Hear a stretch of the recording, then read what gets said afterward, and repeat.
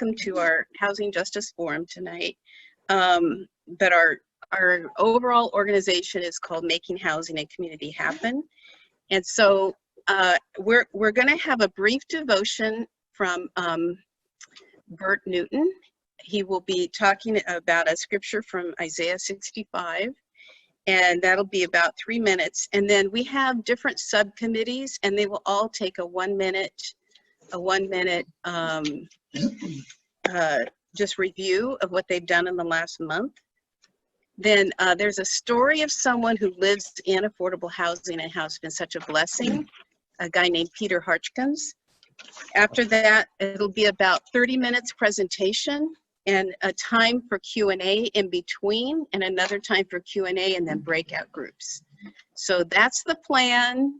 So hold on to your seats, and let's get started. So Bert, you're on. Okay, so I'm going to do a screen share. Oh, can you let me do a screen share? Yeah, I'm gonna do that.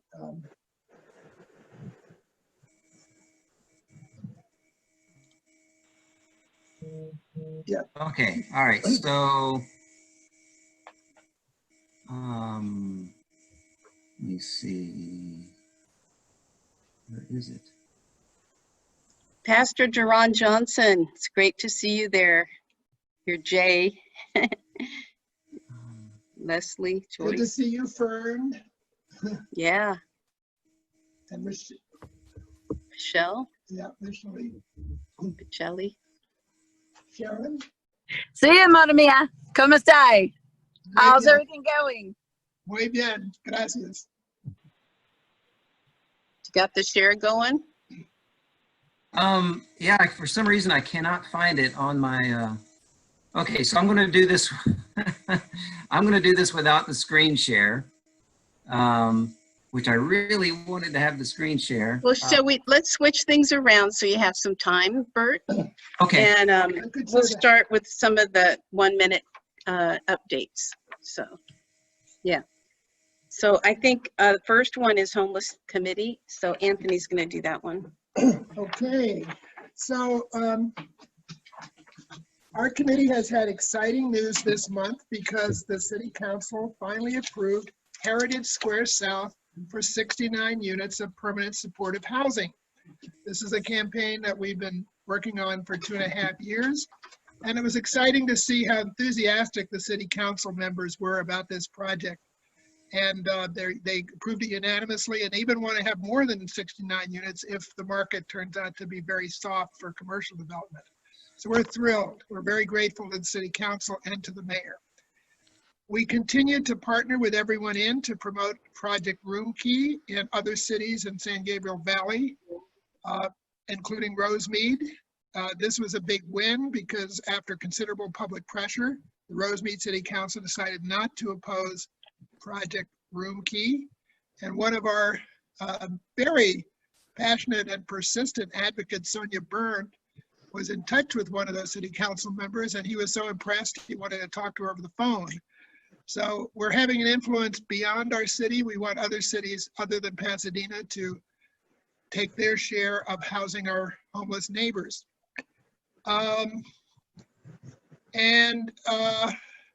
We've also been looking at bills in Sacramento, and Sonia Byrne, who's a retired DA attorney, has been doing a lot of great research and is informing us about important bills that could help address the affordable housing and homeless crisis. And finally, last but not least, our committee decided to rally support for this church or congregational land subcommittee.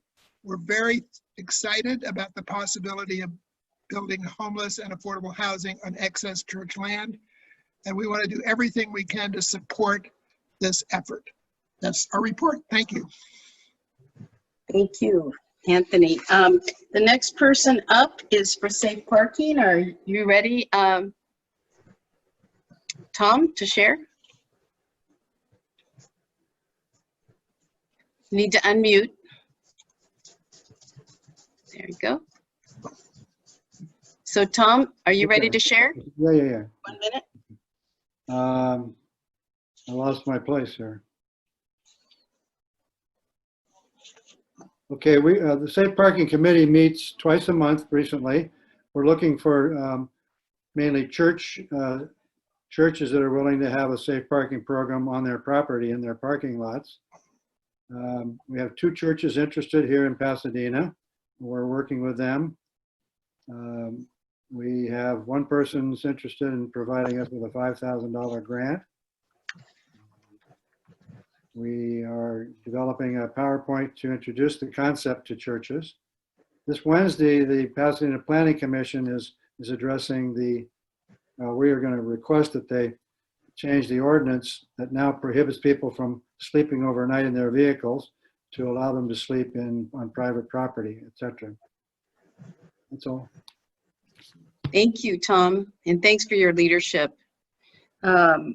We have some great partners with Foothill Unity and with Carol on that team with Foothill Kitchen, and also with Wendy, and she's closely connected with a broad Catholic community out of Monroe or Temple City. So next we have ADU committee, and I do not see I do not see our leader for that. So I'm going to ask if Morgan, can you read that for us? We can have you do that in a minute, but I assume you're on and you can introduce yourself and read that. I don't see one. I'm on, but I'd appreciate it if could Bert go next so I can pull up the report. Okay. Would that be Are you okay? ready? Are you ready, Bert? Do you want my liaison report? Yeah. Yeah. Okay, When we finish the reports. Okay. The church liaison network goal is to have 20 liaisons in 20 faith congregations in Pasadena by mid-August. A liaison represents their congregation at monthly meetings and organizes their congregation to advocate for affordable housing.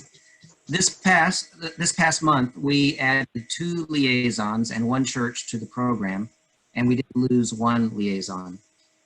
We currently have 20 people who have identified themselves as liaisons or assistant liaisons representing 17 specific churches and 1 group of churches. Not all liaisons have yet been recognized by their congregations, but that is our goal. Our network has a couple of people who don't identify as liaisons, but are helping us reach out to another group of churches. We're also now running monthly training sessions for liaisons. Our past topics include the housing element, the overlay zone, how to do one-on-one, how to do a story. To become a liaison for your faith community, you can talk to me, or if you want a liaison for your church community or your faith congregation, then let me know and I will talk to you about the process. And that's the report. You put your email in the chat so people can contact you, Bert? Okay. Yeah, your contact information. Thanks. Yeah, it's exciting. You're doing such a great job with that. So were you able to pull that up, Morgan? You ready to go? Okay. Yes, I'm ready now. So this is the ADU subcommittee report. On May 21st, the ADU subcommittee met with its new members to review goals and to check the status of current research reports. The ADU committee has tentatively scheduled the next meeting for June 11th at 3:30 with a possible guest speaker. The guest speaker, Isaac, is a young developer who works for Homestead and is interested in ADU construction. He and his brother were influenced by their father, a gerontologist, and the idea of aging in place molded their community. And I think Jill is going to send out this subcommittee report that has a link for more information. But for now, on Wednesday, May 27th, the Planning Commission will provide an update on ADU regulations and a recap of the actions completed by the Planning Commission and City Council related to ADUs. We're also going to have an agenda link that you'll be able to see in this report once it's sent out. And then Anne Marie, who is the subcommittee leader for the ADU subcommittee, will request the Planning Commission consider community meetings with an educational component where homeowners can speak to representatives regarding unpermitted ADUs and concerns regarding the process. And that's the end of the report. So Morgan, why don't you introduce yourself real quick? Thank you for that report. Yeah, of course. I'm Morgan Tucker. I'm Jill and Anthony's assistant with Making Housing Community Happen. I've been with them for a little over a year now, and it's been great. So, yeah. And I don't want you ever to leave. You're so helpful. Thank you. We love you. Yeah. So I think we have Pastor John Stewart. Are you ready to share your report? Can you unmute? Let's see, unmute you. Okay. Yes, Pastor John Stewart, you ready? Yes, I'm reporting from the North Fair Oaks Empowerment Initiative.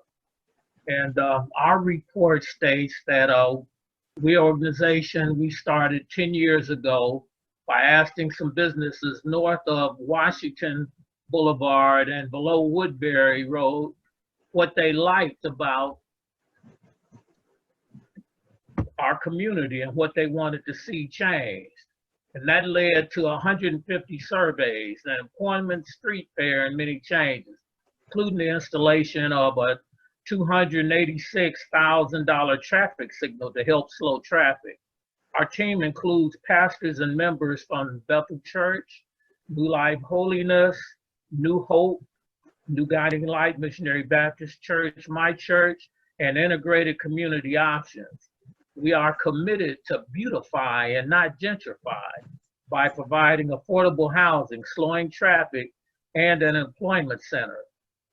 Now, over 90% of the 82 COVID deaths in Pasadena have been right ground zero here in our neighborhood on North Fair Oaks and on Raymond and in the surrounding facilities surrounding us. To express our love and grief, we've donated 366 fabric masks to residential care facilities. And these were provided by Patricia Switzer of Poway, Rose City Church, Lincoln Avenue Community Church, Connie Millsap, and others. We thank you so much for the care and concern that you have shown for our community. And we just want you all to know, and we're so glad that we have our mayor on here with us tonight. And we just want you to know how much we appreciate the support that you're giving us.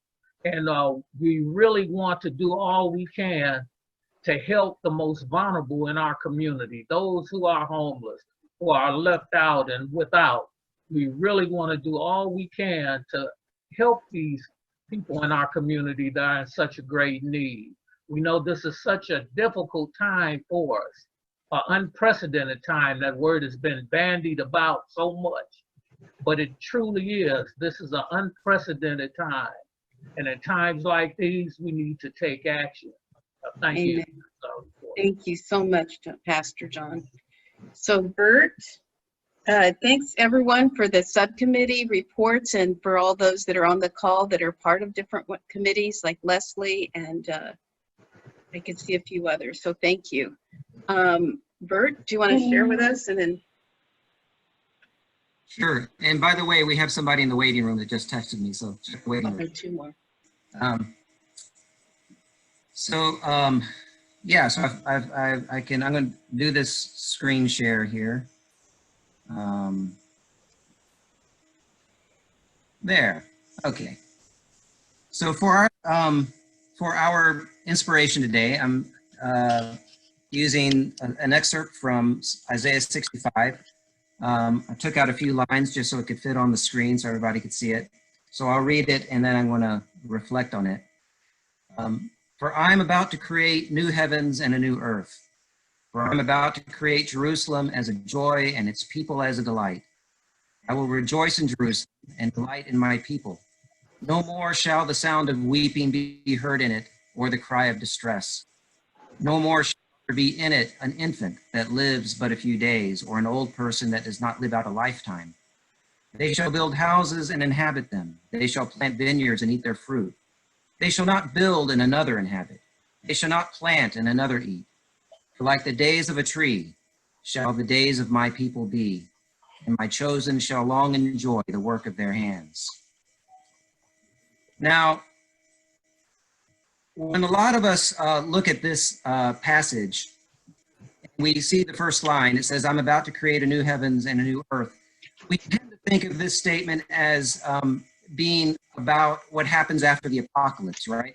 About eternity. This is what happens after Judgment Day, the new heavens and the new earth. That's not what Isaiah is talking about here. As we proceed through in this passage, we find Isaiah talking about activities that happen in this temporal world, building houses, planting vineyards, and people living out a lifetime, but not living forever. The phrase new heavens and new earth here refers to the rebirth of Jerusalem, the rebirth of a city. Now, Jerusalem was the center of ancient Israelite society, so the rebirth of Jerusalem here would be the rebirth of Israelite society. So this passage is talking about a society being reborn in justice and health. They will build houses that they will live in, not that others will take from them. They will build gardens they will eat from, and no one will steal their food. And they will be healthy and live out their lifetimes. See, justice and health go together. Justice, there is greater health. There is justice, people are not so stressed out and vulnerable to disease. When there is justice, everyone gets health care. In this pandemic, the injustices of our society have come to the fore. What a lot of us already knew to be true has made itself more apparent. Those who were already struggling in low-wage jobs and insecure housing, sometimes no health care, are the ones who are suffering the most. Getting the virus first and dying at higher rates is a disaster, a crisis, in a time in which much is being revealed. We are living in an apocalyptic moment. I say that because the word apocalypse comes from the Greek word apocalypsis, which means a revealing. An apocalyptic moment is not the end of the world, but rather a time in which much is being revealed. True apocalyptic moment. The divisions in our society are being revealed. The lack of justice is being revealed. And that gives us an opportunity to organize. As the injustice becomes so apparent that it can no longer be ignored, as people get activated to address it, we have an opportunity to push forward ideas and solutions that previously could not be considered. So this is the time to organize. This is the time to make bold changes. This is the time to dream and to act so that we can create a new society. We come out of this thing stronger and healthier with more justice than we went into it. This is the time we can realize new heavens and new earth, our city, our society reborn in justice and health. And that's why we're meeting tonight. So let's proceed with the rest of the meeting. Thank you, Bert. That was powerful. I've always loved that passage. You know, how many of the people we know that are construction workers can afford to actually live in the homes they help to build? You know, it says they will build and another, you know, won't be inhabiting it. So the idea of, it really does address gentrification. You look at that passage. So that's powerful.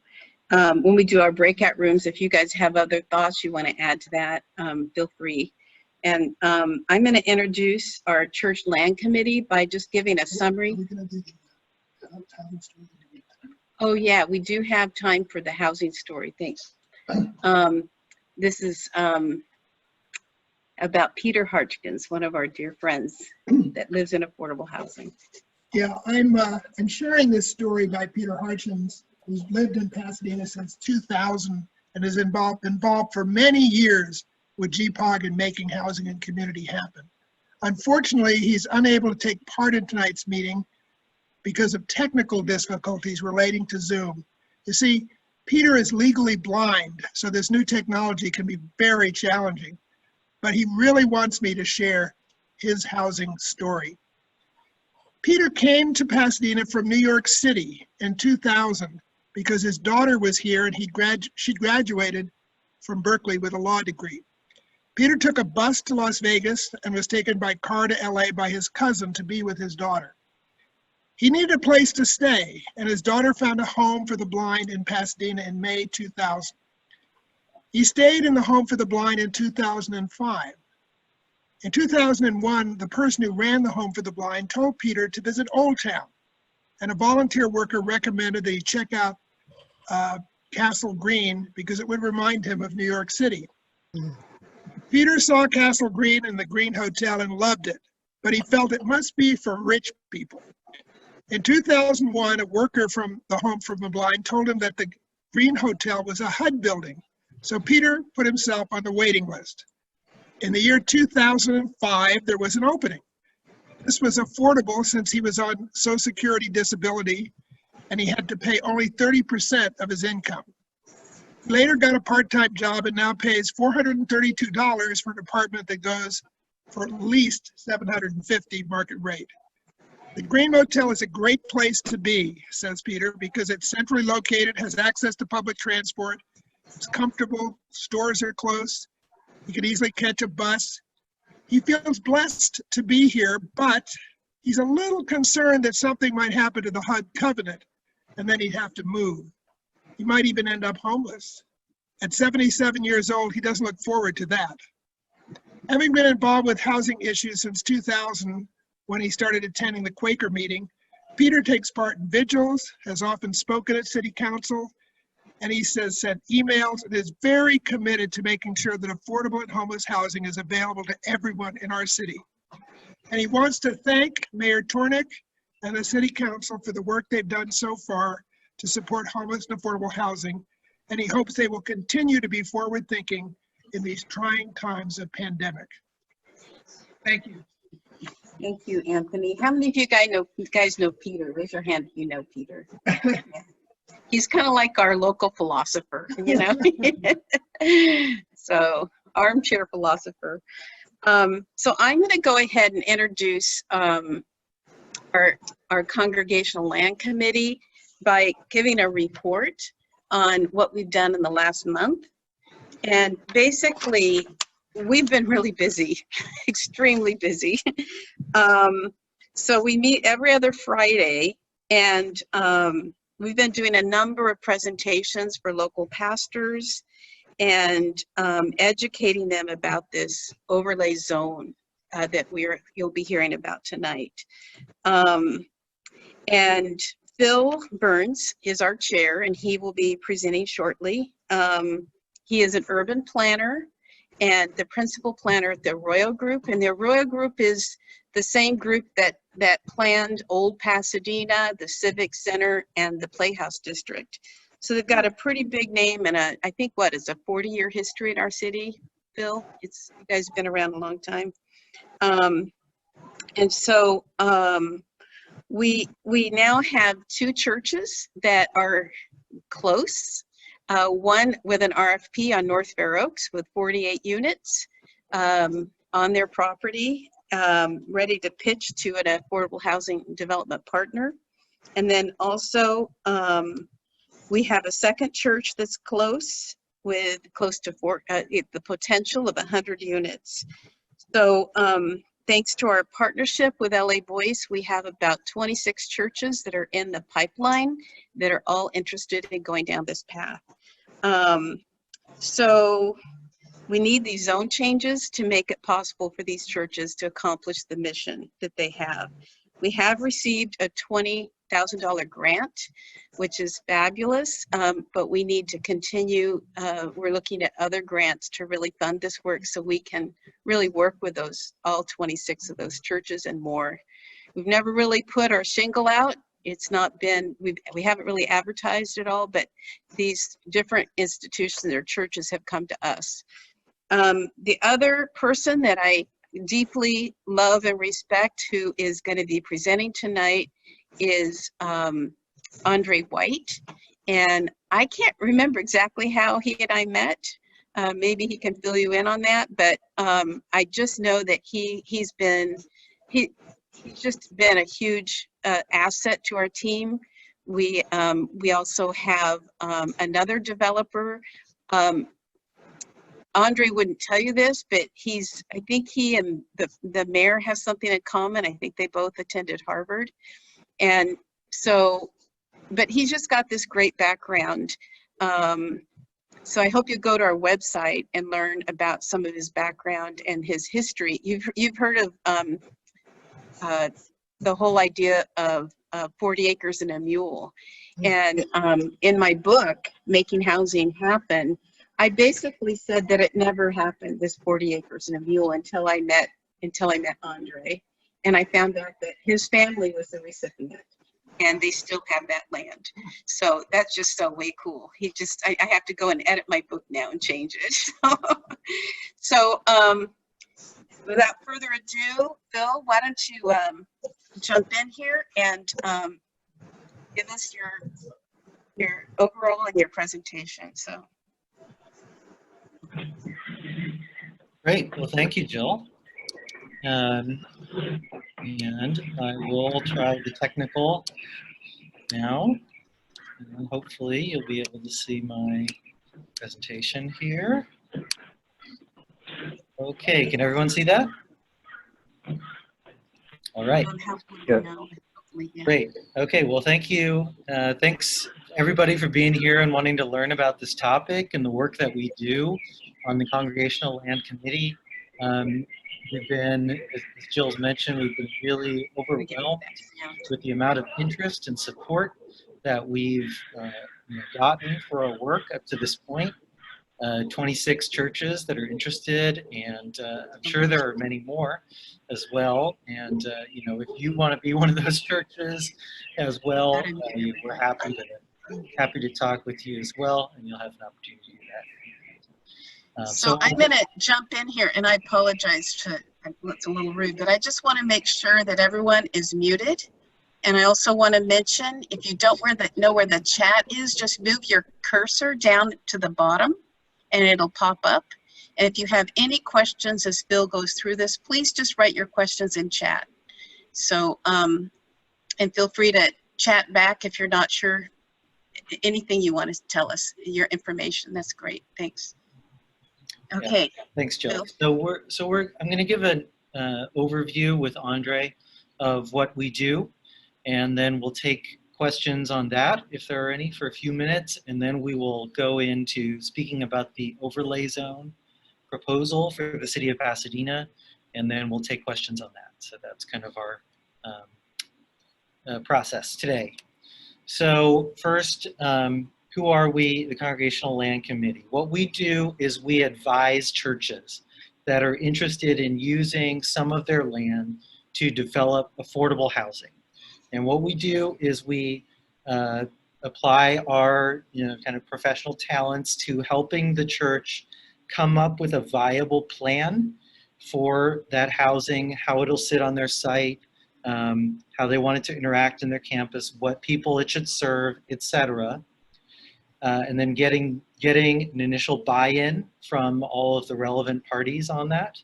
And then secondly, helping them select and get a fair deal, really, with a qualified affordable housing developer that can actually make the project happen. So there's 6 members of our committee. Jill, John O's with LA Voice. If you don't know them, they're a large faith-based organization that's working all across LA County. Myself and my staff at the Arroyo Group. Andre, who will be speaking in just a second. Cynthia Kurtz from Renaissance National Corps, who's also the former city manager of Pasadena. And Hugh Martinez, who is an affordable housing developer at Western Pacific Housing LLC. So we all have different talents and quite a bit of experience that we bring to the work that we do. Just threw this slide in here, a little bit of marketing, I guess, for all of you guys, just about the Arroyo Group. As Jill mentioned, we've been around for over 4 decades and have a long history in Pasadena. Most of our work is preparing plans, zoning, community engagement, and site designs for different cities around Southern California. So it's something that we're very accustomed to doing. Okay, so why churches? Why should we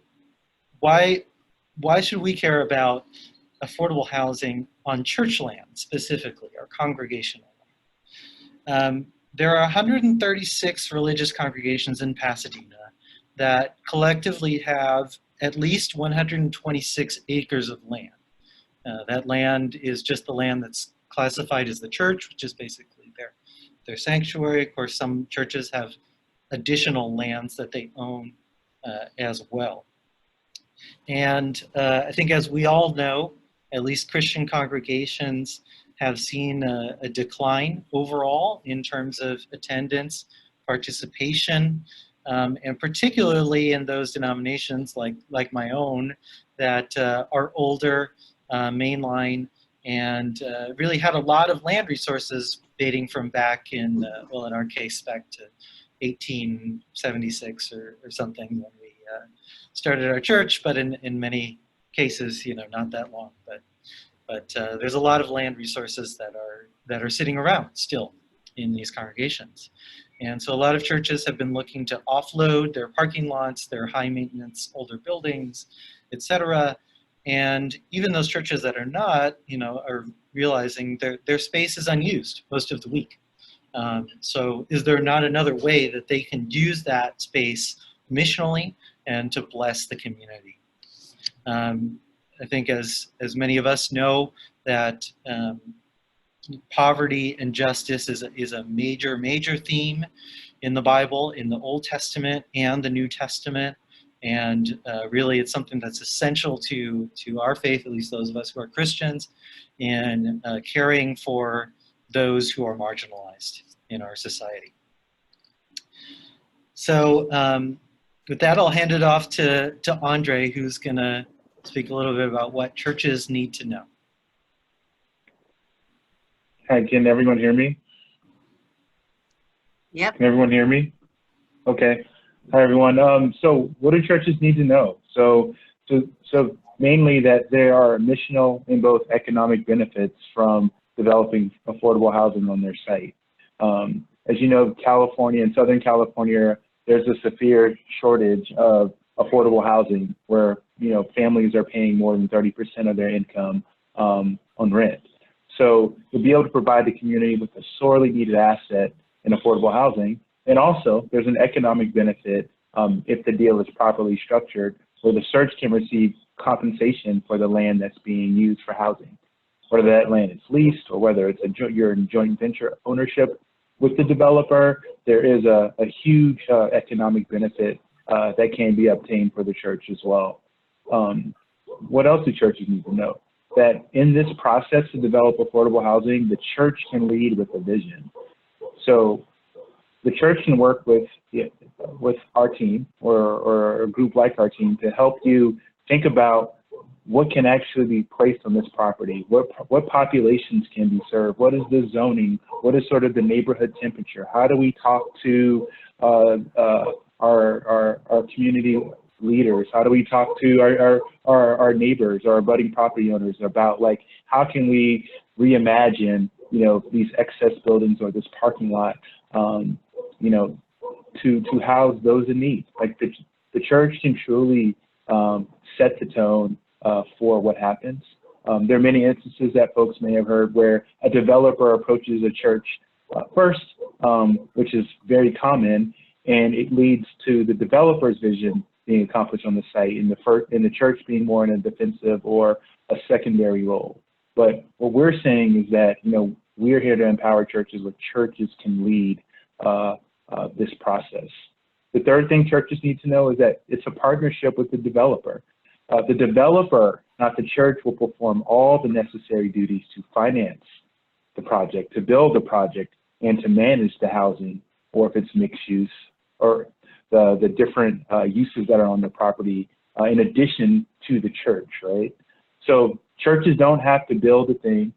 Churches do not have to raise the necessary financing to the equity and the debt or the loans or the grants from the city or the county or other state agencies to actually build this. The church doesn't have to go out to get a contractor or an architect, but the developer who the church partners with after the church has the vision will be the person or the team that will execute sort of the project that has been envisioned for the property. And the church also can select the developer, right, through this process that we'll talk about later, through our committee, whereas the church selects a developer and then the church executes an agreement that outlines the terms of the project and who and the different roles the church will play and the developer will play to make sure this vision comes to fruition. And the last thing that sort of on a high level that churches need to know that there are 4 different phases to this process, right? So there is a developer selection, right? So the church works on creating a vision. There's an RFP or RFQ that goes out where the church then interviews different developers to hear their take on sort of the church's vision and sort of the terms that the church has put out there to see who can meet that. So that you select a developer. Then there's this pre-development process once the developer is selected where you get all the permissions and the permits that you need from the city, from the county, from the state, from different types of municipal agencies. That's where your design concept gets fleshed out, where you get the design approval. That's also where you get all the financing together that's necessary to build the housing. Once you have all of those things bundled together, then you move to the construction phase, which, depending on the type of housing that's being built, is anywhere from 15 to 24 months to build. And then once the construction is complete, you move to the lease up, which is folks moving in, and then sort of the ongoing operations and management, all of which is handled by the developer. So that's just on a sort of high level. I know there's various degrees of knowledge of the folks that are on this call, but that's sort of the key critical elements that churches need and sort of understanding what their options are and how this process will work if they choose to go down the path of building housing on their property. Thank you so much, Andre. That was excellent. Thanks. And I'm sure if folks have other questions, they can ask them to you in just a second. So Andre alluded to our process, and I want to just quickly walk you through, our process and how we take you up to that first stage, which is the developer selection. First, we identify interested congregations, and first we thought we would do a lot of marketing and events, but really that hasn't been necessary so far. But as I mentioned before, if any of you are interested for your congregation, please let us know. I'm also going to as I walk us through the steps of our process, I'm going to walk us through a little bit how it's worked with the church that we have that's farthest along in the process, which is New Life Holiness Church on North Fair Oaks, and Pastor Othella Medlock, who's with us today. So you can see we got hooked up to her church through the North Fair Oaks Empowerment Initiative and Jill's previous relationships, and here are some photos of their site. So we then conduct an initial meeting with the key people, whether that's a pastor, group of elders, etc. In the case of New Life, there's sort of a group of elders, including the pastor, who are have the responsibility of governing the church. And we speak about what are the church's goals, what are they, and we provide education about the development process and how it relates to their site and their different goals. So in the case of New Life Holiness Church, we found out that the biggest, their biggest goals are really to be a blessing to the community and serve as many people in the community that needed help as possible. And secondly, to also be able to provide for some affordable housing for members of their own congregation who were also in housing difficulties. Now, when you generally build affordable housing, you have to go through a lottery process. You can't choose who is going to live there. But we were able, through discussions with them, we were able to come up with a plan here that takes some units off of the overall housing development, the publicly funded housing development, and leaves them specifically under the church's control, where they then get the opportunity to lease those out to their members or other people in the community that they know that need help, at an affordable rate, or indeed at any rate that they so desire. So that's an example. You know, your church may have a goal that's entirely differently. Your church may care more about financial goal or what have you, but that's how it worked with New Life. At that point, we develop then an initial feasibility study. And the initial feasibility study looks at the zoning that you have on your property and how the project could be laid out to fit on your site. So in the case of New Life, we looked at options that just built on the parking lot, options that had a greater density and a lower density, options that would have, you know, knocked down the entire campus and built a new sanctuary in the ground floor of a mixed-use development. All of those different things, we had to consider them. And eventually we were able to get to what we, you know, what the church really accepts as their vision moving forward. The zoning is really key, kind of leading into what we're going to talk about in a bit. For New Life, for example, they have 4 lots, and on 3 of those lots, the zoning is commercial only. So there's no housing allowed. And on 1 lot, they have a single family home. So basically the only thing they could do under the current zoning would be to build an accessory dwelling unit on their single family home, and that's it. So we really need a zoning change to be able to build their project. At that point, the 4th step is consultation and internal approval. So we work through these different you know, options, first with the leadership group itself.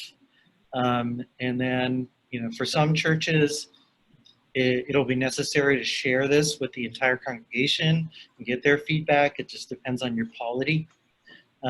With churches that are, you know, part of a denomination, of course, you have to share it with your denominational authorities. Then once there's some level of agreement internally, then we can shift the focus externally to speak with the city. So for New Life, we had a meeting. We had an initial discussion with the mayor.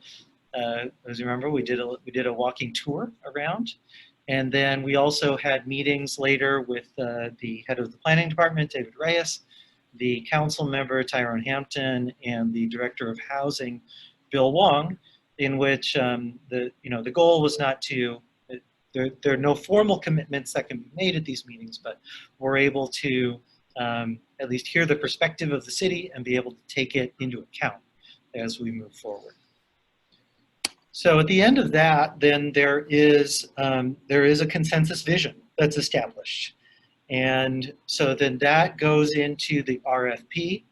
And in this case, the RFP is about to be released any day now. Can't type with your computer. It's too awkward for me. And so we will assist you then with distributing that, preparing and distributing the RFP, and then we'll assist you in evaluating the proposals and interviewing the candidates, and in negotiating a good deal with you, a good deal for you rather, with the developer in the development agreement to make sure that you're getting your fair share of what you should get in this project. So that's the overview of what we do, and I'm not sure if we've received any questions at this point, but I want to leave space now if there are any questions about what we've discussed so far. Yes. It's in the chat. Yes, there's a great question in the chat, and I will repeat that. The question is, who owns the property? And then I think there was an additional question, and I apologize for some of the noise here in our background. We'll make sure we're muted more. So for Phil and Andre, can you answer that question, please? Sure. So I'll answer. So typically, if if the land is leased to the project, then the church would own the property and just lease the right for the developer to use the property for a certain period of time for the housing project. Cool. And the Okay, second John part is what Stewart had happens. asked if we can receive a copy of the PowerPoint. Yes, we've been saying that in chat. A lot of people want copies, and so we'll make sure everyone that registered that's on this meeting will get that. Thank you. There was a question about what RFQ means, and that's a request for qualifications. Is there someone that would like to go into more depth on that, what that means, request for qualifications? That just means a request for qualifications is just asking for basically the qualifications of the developer versus a request for proposals is actually asking for them to state their qualifications, but also what they're going to offer the church. Yeah. Thanks. So there's a church. There's a church down in Santa Ana, and they came up with 14 questions that they wanted to ask potential developers. And so essentially they were coming up with their request, for qualifications. They wanted to find out which three. They ended up going, they selected 3 potential developers, and then they went to see their sites to see the quality of their work, and then they came back and decided which one. But there's another question here. When the church closes down in 20 years due to very low membership, what happens to this development? Yeah, good question. So if the church decides to, if the church closes down and the church decides to sell the sanctuary and its grounds, then that land ownership will transfer to whoever acquires the sanctuary and the grounds. But the lease will still be effective for the housing project that's built on part of the grounds. So nothing will happen to the housing that's built on the site. They'll continue to operate. So a lease is usually for. So is there a way that we can ensure that those rents stay low for those individuals so that they can afford that property? Is there protection Correct. on Yeah. So that's way to be able to do that? Yeah. So typically, the way affordable housing is built, it's built with something called low-income housing tax credits and other types of subsidies from local and state and federal resources. And in exchange for that, those dollars, there's typically a 55-year covenant that requires that the buildings rent at a set amount. Typically, it's and allowed to only be increased based on inflation. So for the term of that housing being in operation, there's a covenant that requires it to remain affordable for certain income levels. I have some questions. Okay, there's Okay, another good. question. And then Sharon Richter asked if Just excuse me, I have one more question here in chat, and then I'll call on Sharon. So is there a minimum lot size? There isn't a minimum lot size. The more important question is how much capacity, how much zoning capacity do you have to build on your site? For a tax credit project, you probably need at least 35 units that can be built. If you have a smaller site, it can, there are still things you can do. We've been working with some churches and organizations interested in building accessory dwelling units that would be affordable, for example. So there's always options. Yeah. So I see Marcia's hand up. Sharon, was that enough for your question? I think if you had that question, another one. Okay, Marcia, go ahead. A couple questions. I'll have more later, but the process, Phil, that you outlined here, there's about 5 or 6 steps. In your group, the Congregational Land Group, is that the name of the group that would be overseeing it with the different names on it? Is that right? Yeah, the Congregational Land Team is part of the organization making housing and community happen. So, Yeah. so Phil, who pays for this whole process? Because it will involve feasibility studies and doing an RFP, and it's a lot of work. This is a redevelopment model. What you're suggesting is a redevelopment model, so I'm very familiar with it. And it's very, very intensive process. And convening, groups and going through entitlements, huge, take a long time. How is this paid for up front? Yeah, that's a great question, and so let me take a stab at it, and let the rest can answer if they desire. You're right; it is a very labor-intensive process. Yes. And it requires professional. It requires professional knowledge to be able to do it. Really. So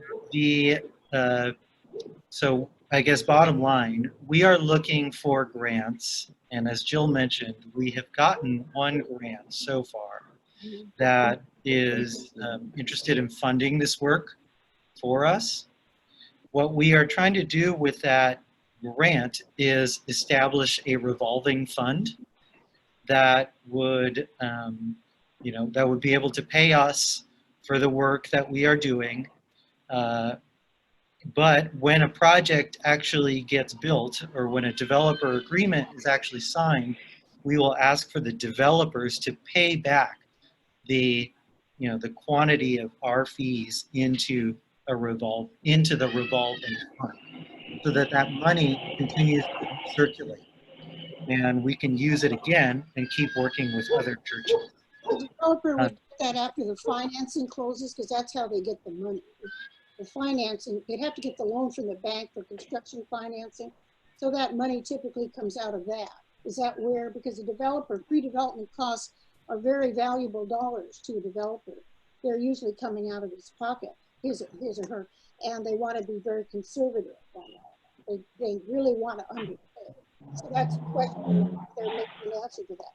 The second question is, affordable housing has huge gaps between what's affordable and what's the market. So the write-down, does the church, if they sell or lease, I have a question on the lease part, did it come out of the land? Typically, that's how we do redevelopment projects. We figure out what we want on there, and the gap is between the fair market value, and it's called land residual, and with the money, you pay the developer, they pay you because it's a depressed value because they have to finance this project that we all want. What are the sources of financing? Is this model meaning a fair return? There's no fair market value return, but it depends on, quote, negotiations. So that could bring down, I don't understand what the church's financial role is in this. That's what I'm trying to get at, I guess. So, Andre, could you answer that quickly? It's probably more of a question offline that we need to answer, but if you could just answer it quickly, and then we need to get on to the next portion of this. We will be ending this at 8:30, just so you know. I know some people have had to leave, but usually our monthly meetings are 1.5 hours, so.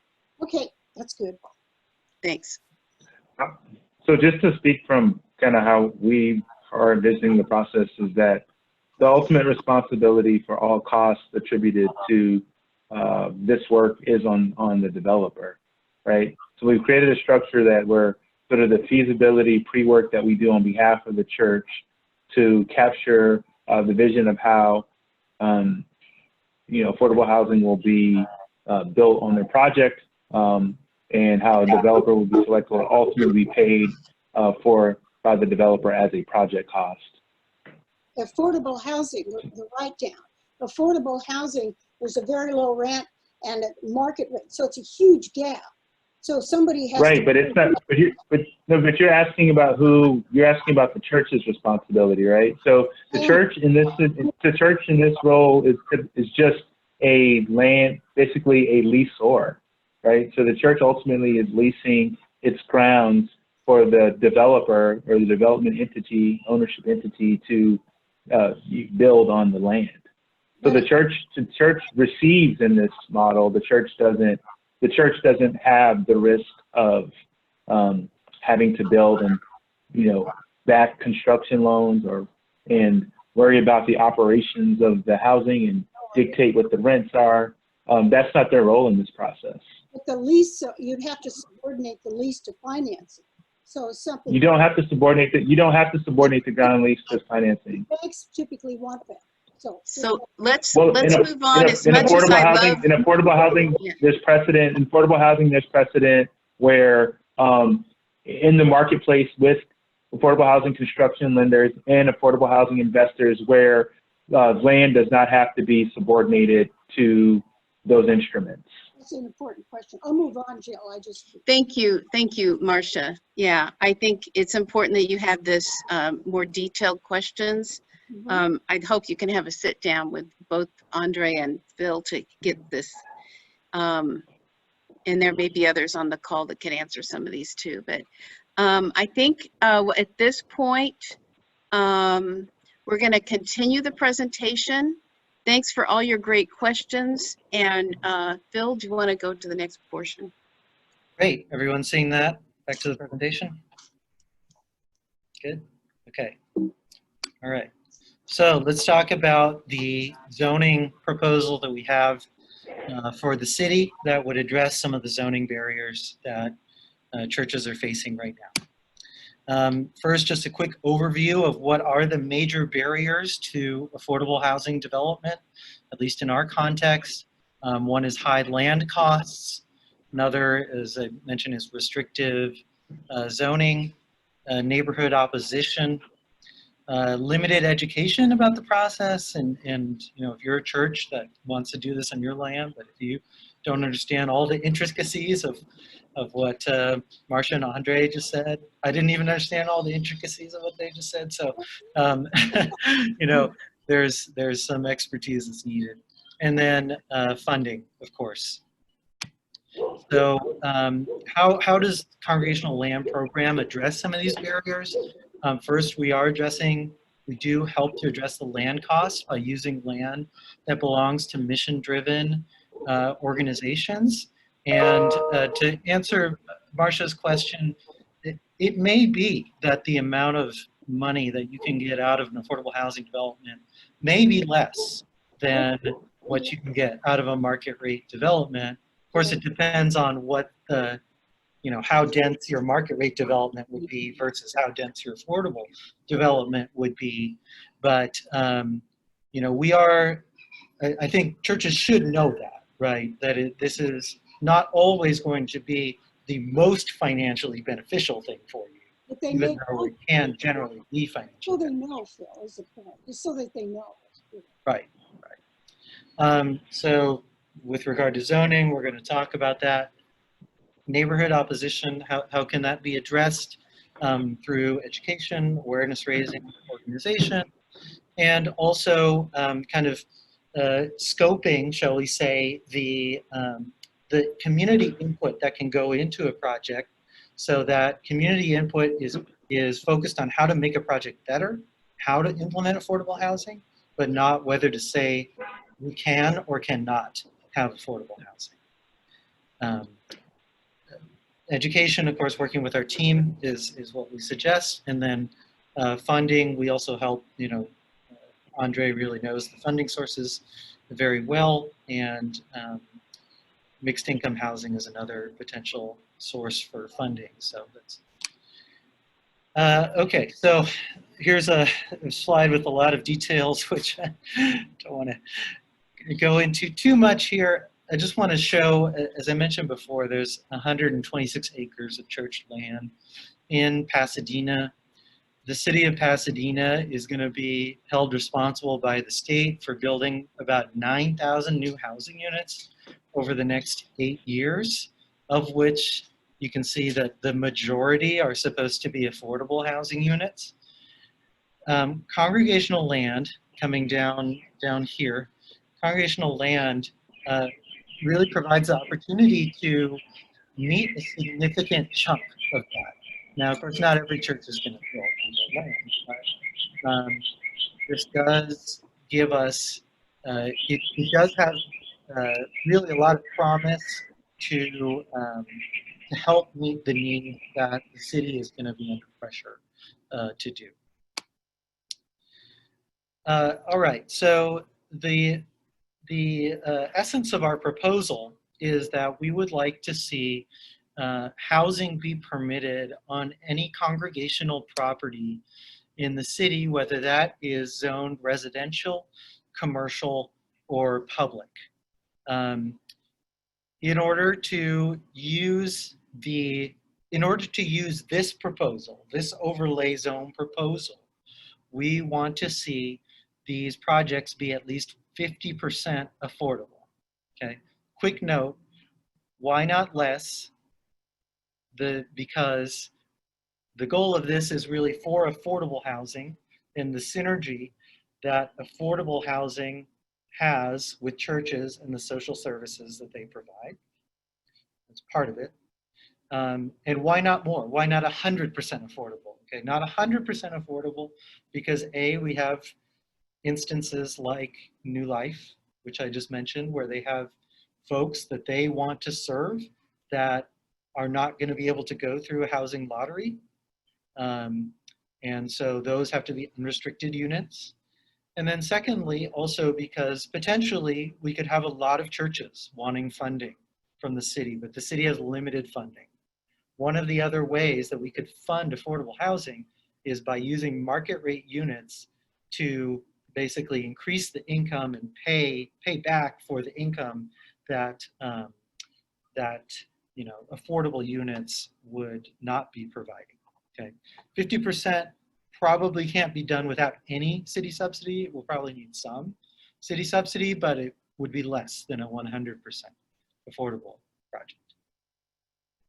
Okay, so in terms of what could be built, the density and the height of development, we studied kind of long and hard. We looked at the map and all the churches and looked at what would be an appropriate density and height for the different sites in the city.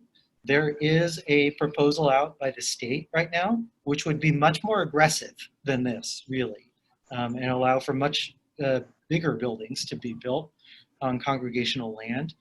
However, we wanted to find something that would really be, right fit for our community and for the different points of view and interests that there are in the city of Pasadena. So here you can see basically this table shows on the left-hand side you have the base density. If your church is currently located in a zone that does allow for housing, and then converts that to a new allowable density that is higher, again with the 50% affordable requirement, and a new height limit. So I'll just pick one example here. Okay, so if you are in a zone, for example, that's the RM16 zone that allows 16 units per acre. That would be like townhouse density, maybe. And now this would allow for 32 units to the acre. So that would be like a 2 to 3 story, apartment building, basically, on the site. If your church is zoned public, semi-public, PS, okay, that does not allow for any housing currently. Our proposal is that we should take the zoning from what's adjacent to the site. So the highest allowable density that is right next to the site or right across the street from the site. If you are in a commercial zone that doesn't allow for any housing either, our proposal is for the base density would be 32 units per acre. Therefore, you'd be able to build 64 units per acre, 4-story development. That's the case of New Life, in which we have sort of a 3.5-story development outlined there. That's a little under 64 units per acre. Parking. Okay, so parking, there's quite a bit of detail here, which I'm not going to have time to talk about, but we want to basically allow for churches to have the maximum flexibility in providing for the parking that they need to serve the people that are actually attending their church. You have a very large church that in 1950, like our church, had 3,000 people coming every Sunday, and now you have 200. You know, the parking should be about serving those 200 people, not the 3,000 people that were there in 1950. And be able to accommodate it off-site, be able to accommodate it on the street, etc. For residential parking, we want to set appropriate standards. For example, in the case of permanent supportive housing, extremely low income housing, you know, those folks don't generally have cars, so we don't need to have parking for them. And then to address some of the community concerns about, you know, if you reduce parking requirements, you know, all of a sudden I'm going to have lots of people parking on my street or on nearby streets. One thing the city does with other types of projects that they reduce parking requirements for is they don't allow on-street overnight parking permits for residents in those areas. So we would, I think that's appropriate for this case as well. Okay, now the, just to say, again, other jurisdictions are being a lot more aggressive on this. San Diego, for example, they're totally eliminating parking requirements for the church. And for the residents in some cases for these developments. We also recommend the recommendation of San Diego with regard to their project approval process. So what San Diego does is they will allow the housing development by right. And that means that there's no thumbs up or thumbs down decision that needs to be made by a politician, basically, about whether it happens, as long as it conforms to the standards that we've outlined and other standards in the zoning code. Design review can still happen, okay? However, most churches currently have a conditional use permit that you know, gives a lot of, I guess, requirements about how the church needs to operate in order to be in compliance with zoning. And modifying that is a discretionary, aka non-by right review. And so there's not a whole lot that we can do about that in a lot of cases. But the conditional use permit deals with the church and how the church operates. So we would like to see the housing be by right, how the church is going to respond to that housing, how it's going to accommodate its parking, etc., is something that is, you know, that can go through a conditional use permit process. Minor modifications to the conditional use permit, we think there's something that can be reviewed by city staff, by the planning director in particular. Okay, why by right? Because it gives certainty that the project can be done, right? If it's not by right, you could go through the entire process, go through several years, and at the very last moment, city council says, you know what? Sorry, no, can't do it. And you've lost the entire process. Even if you do get it approved, right, it reduces the time and the cost substantially, and it helps you attract a top quality housing developer, because the best housing developers, they are not going to want to go through an extremely rigorous and difficult process to get the project approved. Again, community outreach is still important, and it's still required by funding sources of affordable housing. But the focus is on the how, the focus is on the design, the focus is not on saying, no affordable housing in my neighborhood. Okay, so we are at breakout group time. I can't see the clock, so I'm not sure what time we're at. If we're still gonna do this, Jill? Are we able to? Sorry, we can't hear you. Okay. It's 11:21 now. Okay. Yeah. So we do have a few questions that I think we need to answer first, and then that will determine if we have time to do the breakout groups. I was hoping we could, but our other question time went pretty long. So if we could look at the chats so we can see the questions, and maybe you could end here. Okay, let's see. There we go. So I really appreciate that Andre has been answering a lot of these questions online. So I hope some of you have been looking at the chats and some of the answers.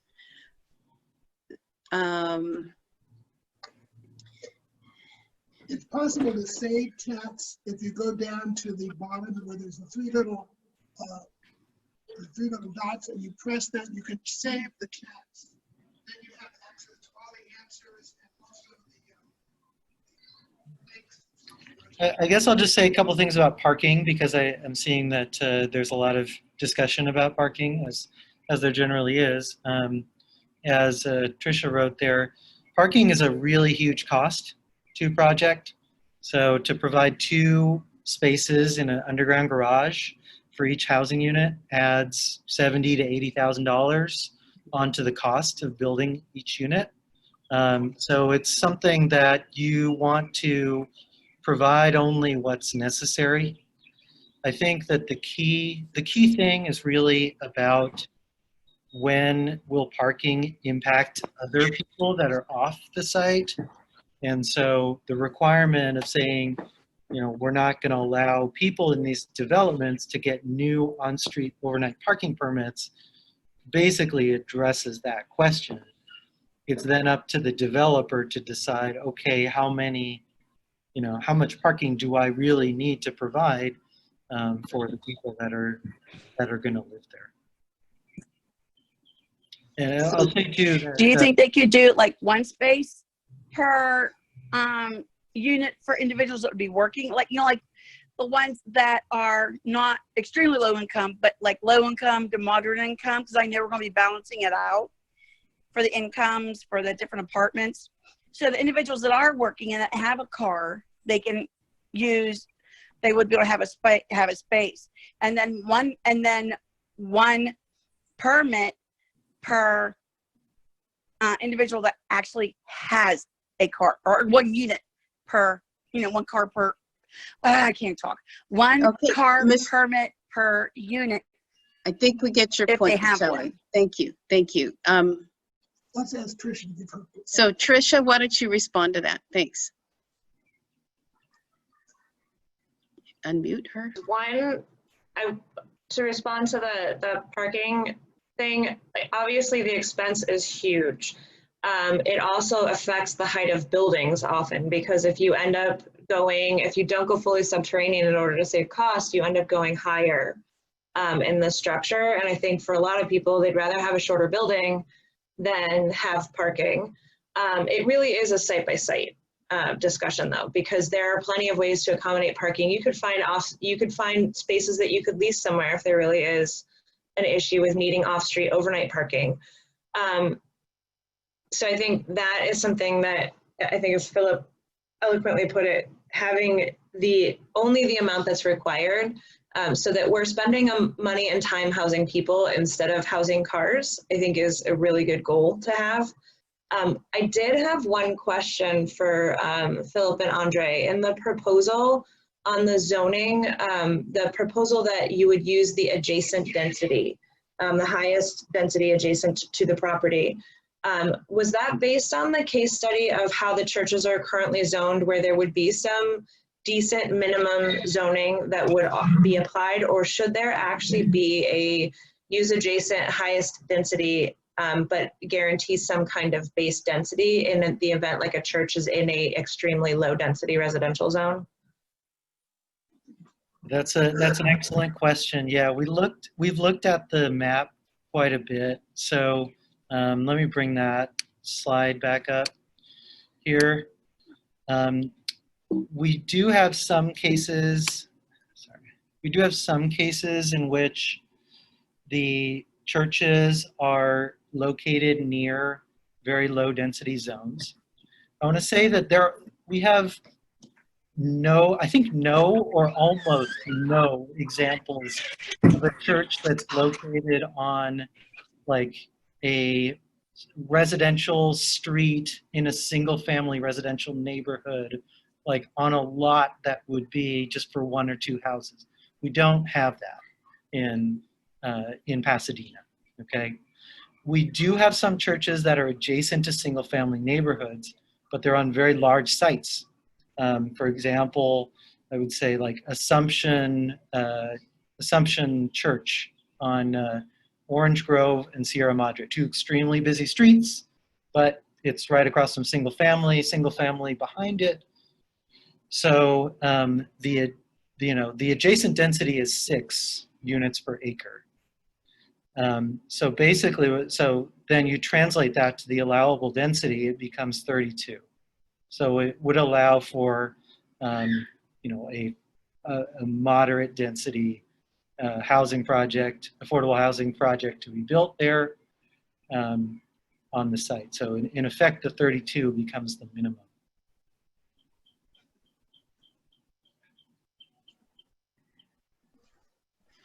Okay, you answered that really clearly. I really appreciate that.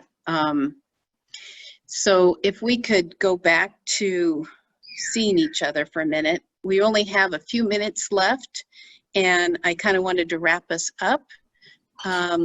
Could you end the share? Sorry, my cursor has disappeared. Okay. Great. Okay. I'm sure there's a lot of other questions, and so I hope that you'll continue to engage with us. We have some important links that we want to share with you, and I want Anthony to show you in the chat where they are. They're. Yeah, as I mentioned, if you go to chat, and you I'm going to go to the links. I'm going to share the links at the very top. At the very top. Okay. So if you could see where we're at the very top of all of your chats, we have at the top a letter to the Planning Commission. So if this is something that you would like to see happen in our city, this overlay zone that would give churches a chance to build affordable housing, I want you to download that letter right now and look at it, and then let us know if you'd like us to add your name to that letter. There's a Planning Commission meeting tomorrow, and so we're happy to add your name if you would like to participate in that. If you go to the top of your chats again, and you can see there's a request, let's see, letter to Planning Commission. I don't see any letter. It's a link. I don't see any It's a link link. at the top of the chat. All I see is chat. I don't see Go to the very top of all the chats. The first one. I did. Yeah, I'm having the it's not same there? problem. I don't see it either. Some of us don't have that ability. I am using an iPad and I don't have any of that ability to see links or to copy. The top is I don't see it either. Yeah, I'll just say, if you have heard, you know, if what you've heard is convincing enough for you, It is.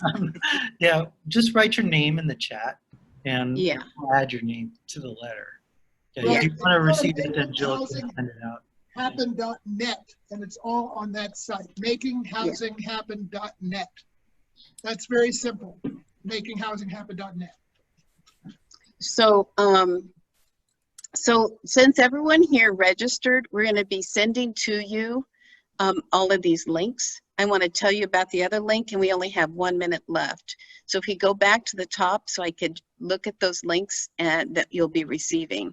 So one of them has the talking points, and if you're interested in getting some more rationale for this and really understanding some good, clear talking points for this, we have a link for that. We have a third link that's all of our subcommittee reports that you heard tonight. So that way you can learn more about our organization and what we're doing. So I just want to thank you all for your time tonight, your patience, and your incredibly good questions and engaging with you on this. I really want to thank Phil and Andre for your presentations, and all of our subcommittee leaders for their excellent work and reports. And I want us to close in prayer. One of our subcommittee leaders, Anne Marie, her brother-in-law is now on a ventilator. He's only 38 and he has COVID. And so, so if we could just close, I know we have all different faith traditions on this, and so I want to close with just a moment of silence. Then after a moment, I will end us with a very quick prayer. So thank you.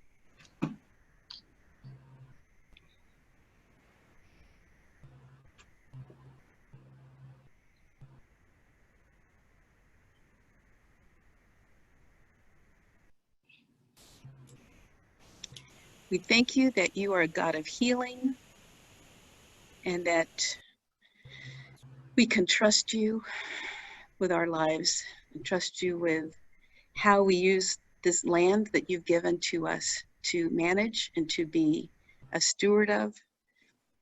Help us, God, to seek you in all we do, all we say. We lift this brother-in-law to you now for his healing, and we ask, God, for all those people grieving, all those people struggling with this horrible pandemic we're in. Help us to be your hands, your heart, your mind as we go about your work. Thank you. In your son's name, amen. Yeah. Amen. Thanks. Okay, you guys, if anyone wants to hang on, feel free. We can answer more questions best we can, but I want to just honor our time, an hour and a half, and call it done at this point, but feel free to hang on. Where'd they all go? Thanks, everybody. Thanks, Jill and Anthony and Bill. That's great. Thanks, you guys. We'll send you all the I good. would like to ask, Yes, thanks. I would like to ask if people can keep my granddaughter in your thoughts. She is getting seen by the doctor tomorrow. She might have a heart problem. So we are really concerned about her. I tried to raise my hand earlier before she started the prayer, before she was going to do the prayer, but she didn't see it, and then my mute button was on. Okay, we'll definitely keep in mind your granddaughter and her heart issues. Thank you for sharing that. Thank you. Any other thoughts that you want to close out with or questions you might have?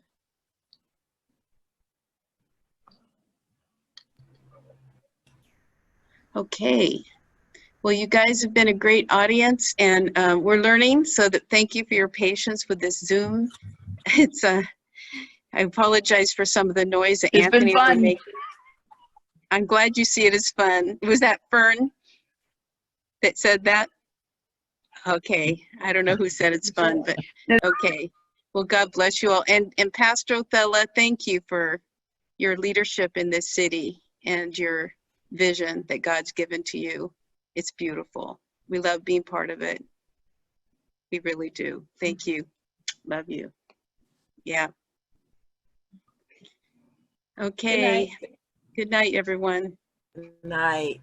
Good night. Thanks. Okay. Yes, we want. Joyce, can you hear us?